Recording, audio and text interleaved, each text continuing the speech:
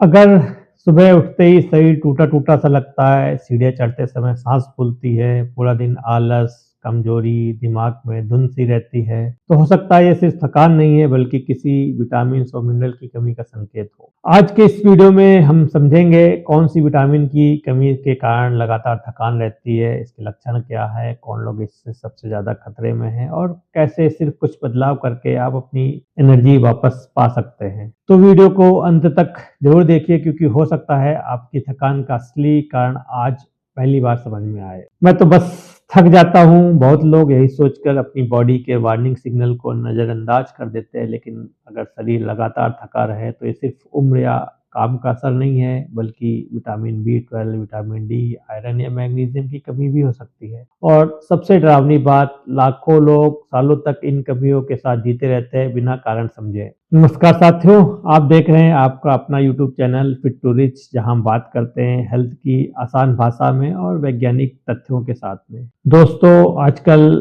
थकान बहुत कॉमन हो गई है। लोग कहते हैं बस उम्र हो रही है, काम ज़्यादा है, नींद पूरी नहीं हुई, लेकिन अगर थकान रोज ही रहती है, सुबह उठने के बाद भी फ्रेश महसूस नहीं होता, तो शरीर शायद आपको कोई मैसेज दे रहा है। और कई बार ये मैसेज होता है आपके शरीर में ज़रूरी विटामिन्स और मिनरल की कमी हो रही है। सबसे पहले हम समझते हैं शरीर थकता क्यों है। हमारा शरीर एक मशीन की तरह काम करता है जिसका फ्यूल है हमारा भोजन। लेकिन विटामिन और मिनरल्स उस मशीन के छोटे-छोटे से पार्ट हैं जो इस फ्यूल को कंज्यूम करके इस खाने को तोड़ के एनर्जी बनाते हैं। अगर इन विटामिन्स या मिनरल्स में कमी हो जाए तो शरीर एनर्जी ठीक से नहीं बना पाता है। उसका रिजल्ट क्या होता है, उसका परिणाम ये होता है कि कमजोरी, सुस्ती, चक्कर आना, मूड खराब रहना और हर समय थका-थका सा फील होना। अब हम बात करते हैं जो इसका सबसे मेन कारण हो सकता है विटामिन B12 की कमी, जिसको कहते हैं कि साइलेंट एनर्जी किलर। दोस्तों, B12 शरीर के लिए रेड ब्लड सेल्स बनाने में मदद करता है।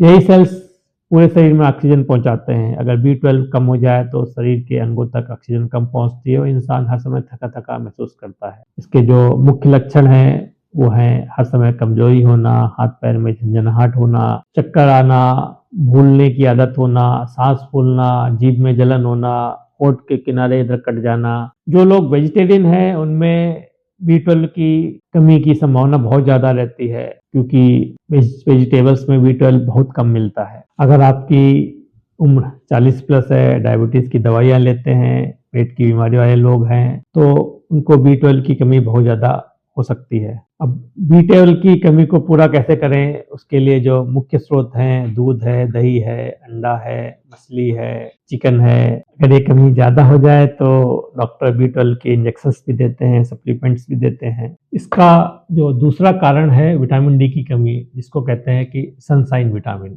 भारत और खाड़ी देशों, गल्फ कंट्रीज में रहने वाले बहुत लोगों को विटामिन डी की कमी होती है क्योंकि हम धूप में कम निकलते हैं, ज़्यादातर समय इंडोर रहते हैं। हमारा शरीर सूरज की रोशनी में विटामिन डी बनाता है। विटामिन डी की कमी के जो मुख्य लक्षण हैं वो हैं शरीर दर्द, पैरों में कमजोरी, मूड खराब रहना, थका-थका सा फील करना, लो एनर्जी रहना, हड्डियों में दर्द होना, मसल क्रैम्प होना, हेयर लॉस होना, हेयर पतले होना। इसके अलावा दांतों में पेन भी एक कारण हो सकता है। मेरे एक दोस्त को दांतों में काफ़ी पेन हो रहा था, उसने डेंटिस्ट को भी दिखाया, ट्रीटमेंट चल रहा था लेकिन ज़्यादा बेनिफिट नहीं हो रहा था। फिर उसने जब विटामिन डी चेक कराया तो विटामिन डी का लेवल कम था और जैसे ही विटामिन डी के इंजेक्शन लिए उसका दांतों का पेन खत्म हो गया। कुछ लोग कहते हैं कि बस शरीर में जान नहीं रहती, ये विटामिन डी डिफिशिएंसी का बहुत बड़ा संकेत हो सकता है। इसके लिए करना क्या है अब हम आगे समझते हैं।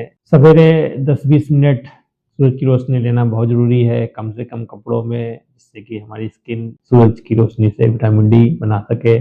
और अगर ज़रूरत पड़ती है तो विटामिन डी के सप्लीमेंट्स लेना चाहिए, लेकिन वो केवल डॉक्टर की सलाह पे प्रॉपर रिपोर्ट्स देखने के बाद डॉक्टर आपको रिकमेंड करता है तभी विटामिन डी के सप्लीमेंट्स लें, अपनी मर्जी से कुछ भी ना लें। तीसरा एक कारण हो सकता है थकावट का, वो है आयरन की कमी। खास करके महिलाओं में आयरन की कमी से शरीर में हीमोग्लोबिन कम हो जाता है। हीमोग्लोबिन का काम है शरीर में ऑक्सीजन पहुंचाना, और जब ऑक्सीजन कम पहुंचेगी तो शरीर जल्दी थक जाएगा। आयरन डिफिशिएंसी के जो लक्षण हैं या संकेत हैं वो है सीढ़ी चढ़ते समय सांस फूलना, चेहरा पीला पड़ना, बाल झड़ना, चक्कर आना, दिल तेजी से धड़कना। अब नेक्स्ट क्वेश्चन आता है, आयरन हमको कहाँ से मिलेगा? वो हमें मिलता है पालक से, चना से, गुड़ से, बीन से, अनार से और नॉन वेज फूड से। एक बात और समझने वाली ये है कि विटामिन सी के साथ आयरन का एब्जॉर्प्शन ज़्यादा होता है, इसलिए अपने खाने के साथ नींबू या आंवला अवश्य लें। अगला मिनरल जिसकी कमी हो सकती है वो है मैग्नीशियम, जिसको बहुत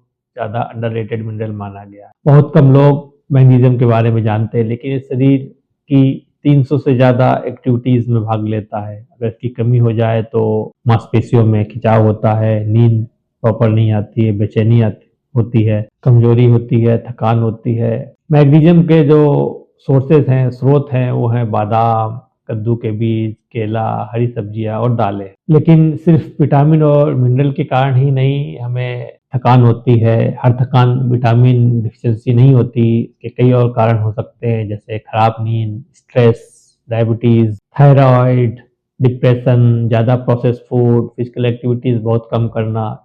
इसलिए अगर थकान लगातार बनी रहे तो सिर्फ गूगल करके सप्लीमेंट लेना शुरू मत कर दें। अगर लंबे समय तक थकान रहती है तो डॉक्टर ये टेस्ट करने की सलाह दे सकते हैं, जैसे vitamin B12, vitamin D, CBC, iron profile, thyroid test, blood sugar, क्योंकि सही कारण पता चले बिना इलाज अधूरा रहता है। अब नेक्स्ट क्वेश्चन ये आता है कि ऐसा क्या करें कि हमारे शरीर में एनर्जी फील हो, हम पहले से ज़्यादा एनर्जेटिक फील हो? तो उसके लिए जो सबसे पहले क्या करना है, रियल फूड खाइए, मतलब कि ज़्यादा प्रोसेस्ड फूड ना लें, नेचुरल खाना खाएं, फल खाएं, सब्जियां खाएं, जो हमें माँ प्रकृति की तरफ से डायरेक्टली मिलता है। उस खाने का सेवन ज़्यादा से ज़्यादा करें, और जो खाना फैक्ट्रीज में बनता है, जो आदमी खुद बनाता है, प्रोसेस करता है, उसको कम से कम लें, जैसे बिस्किट्स, नमकीन, चिप्स, कुरकुरे, इन सब का सेवन ना के बराबर करना चाहिए। सुबह की धूप लीजिए, सुबह की धूप कई लोगों के लिए मेडिसिन जैसा काम करती है।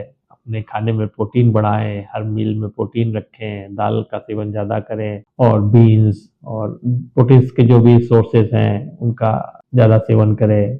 अपनी स्लीप ठीक रखें, रात में कम से कम 7-8 घंटे की अच्छी नींद लें, बगैर किसी प्रॉपर सलाह के, बगैर किसी डॉक्टर के प्रिस्क्रिप्शन के सप्लीमेंट मत लें, क्योंकि ज़्यादा सप्लीमेंट भी नुकसान कर सकता है। दोस्तों, हमारा शरीर अचानक बीमार नहीं होता है, वह पहले छोटे छोटे संकेत देता है। लगातार थकान, कमजोरी, सुस्ती, ये सब शरीर की भाषा हो सकते हैं। इसे सुनिए, इग्नोर मत कीजिए, क्योंकि सही समय पर ध्यान दिया जाए तो कई समस्याएं आसानी से सुधर सकती हैं।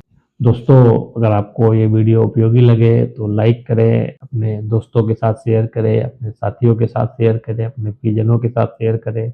कमेंट में बताइए कि आपको भी क्या कभी थकान महसूस हो। और ऐसे ही आसान और हेल्थ रिलेटेड वीडियो देखने के लिए मेरे चैनल को सब्सक्राइब करना मत भूलिए। आपके कीमती समय के लिए बहुत बहुत धन्यवाद, आभार। स्वस्थ रहिए, जागरूक रहिए, अपने शरीर की भाषा को समझें।